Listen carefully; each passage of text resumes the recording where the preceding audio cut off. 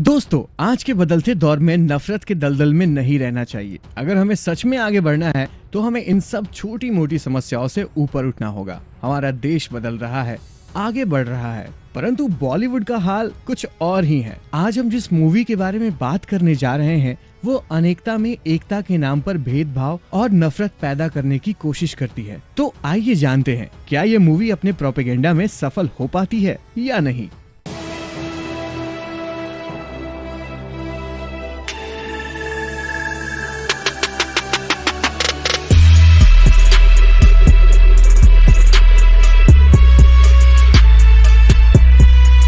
अनेक, written and directed by Anubhav Sinha, starring Ayushmann Khurrana, JD Chakravarthy, Andrea Kevichusa, Manoj Pahwa and Kumud Mishra. इसकी कहानी एक अलगाववादी ग्रुप के साथ पूर्वोत्तर में शांति संधि के समझौते पर आधारित है।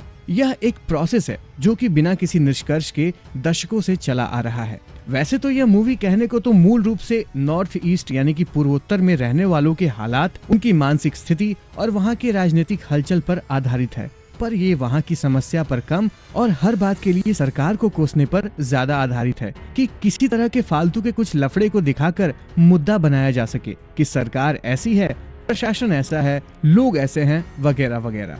मूवी में एक डायलॉग है कि अगर इंडिया के मैप से स्टेट्स के नाम छुपा दूं तो कितने इंडियन हर राज्यों के नाम पर उंगली रखकर बता सकते हैं कि ये कौन सा राज्य है। अच्छी खासी चल रही जिंदगी में खुद आग लगाना तो कोई अनुभव सिन्हा जी से सीखे। अरे लोग सांस ले रहे हैं, लोग सांस क्यों ले रहे हैं, इसमें भी मोदी जी की गलती है। #resign मोदी।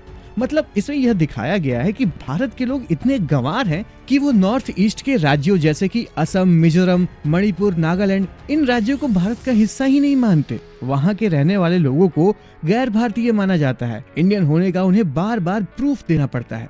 सरकारी और प्राइवेट किसी भी प्रकार की ना ही उन्हें सुख सुविधा दी गई है और ना ही कोई हक दिया गया है। हरामखोरों के विवेक अग्निहोत्री को यह जानकारी पता होनी चाहिए कि एनडीए का सर्वोच्च वीरता सम्मान यानी कि सर्वोच्च विद्यार्थी स्वर्ण पदक वीर लचित बोरफुकान के नाम पर है, जिन्होंने औरंगजेब और उनके मुगलों का मार मार कर भरता बना दिया था। वे वीरों की भूमि असम से थे।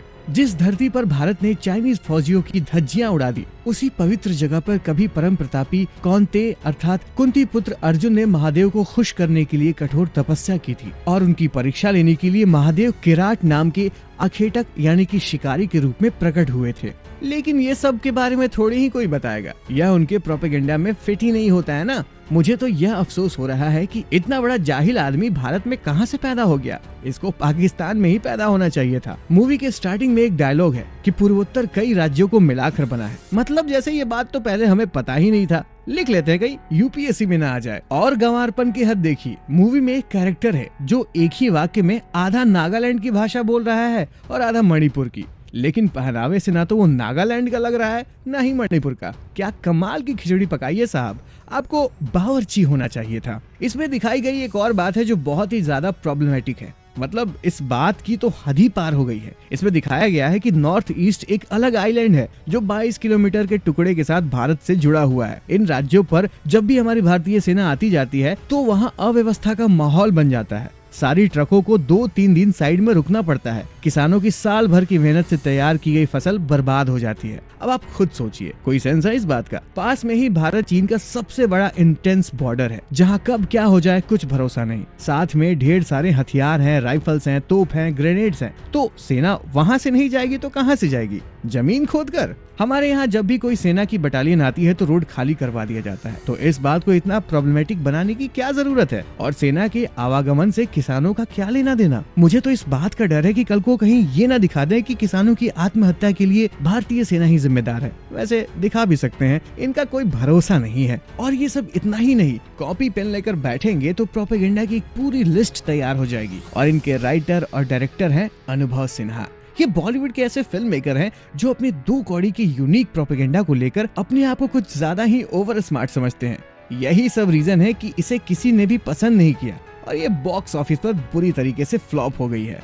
तो ओवरऑल इस ब्रेन वॉश प्रोपेगेंडा से जितना दूर रहिए उतना ही आपकी सेहत के लिए अच्छा है।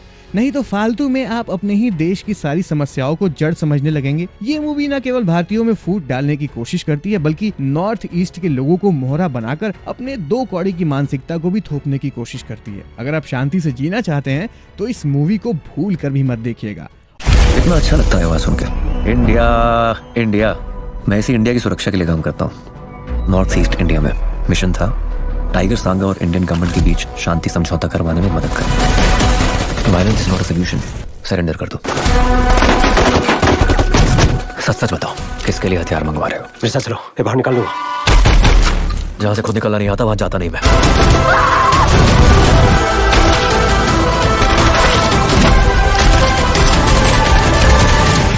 और अगर आपने इस मूवी को देख लिया है तो अपने विचार हमसे कमेंट बॉक्स में शेयर जरूर करिएगा और इस वीडियो को लाइक, कमेंट, शेयर और चैनल को सब्सक्राइब कर दीजिएगा।